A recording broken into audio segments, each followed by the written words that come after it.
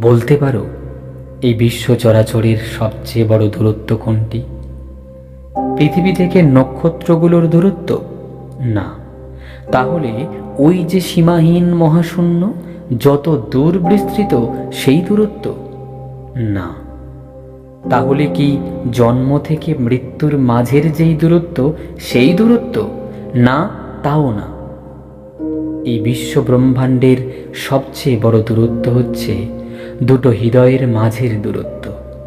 যখন একটি হৃদয়ের গহীনে আরেকটি মানুষের জন্য বিরামহীনভাবে হু হু করে রক্ত নদী বয়ে যায়, অথচ সেই আরেকটি মানুষ, সেই মানুষটার অতি নিকটে থেকেও থেকে যায় অনুভূতিহীন, নির্বিকার, হৃদয় শূন্য।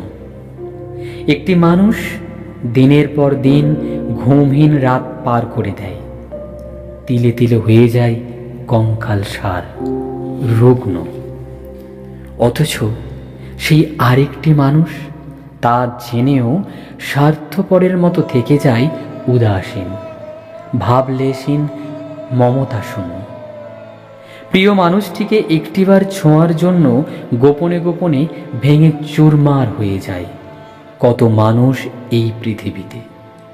অথচ প্রিয় মানুষটি তার অতি কাছে থেকেও সেই মানুষটি পারে না তাকে একটিবারের জন্য ছুঁতে।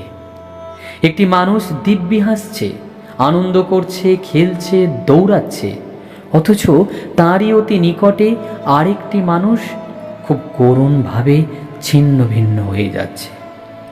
এ এক বিপন্ন, দুঃসহ, দুরধিগম্য, রহস্যময় দূরত্ব।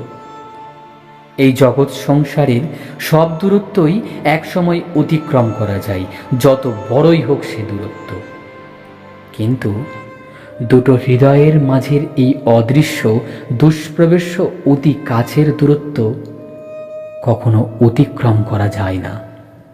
দিনে দিনে তা ক্রমান্বয়ে বাড়তে বাড়তে একসময় তা হয়ে যায় ম্লান, নিশ্চিহ্ন।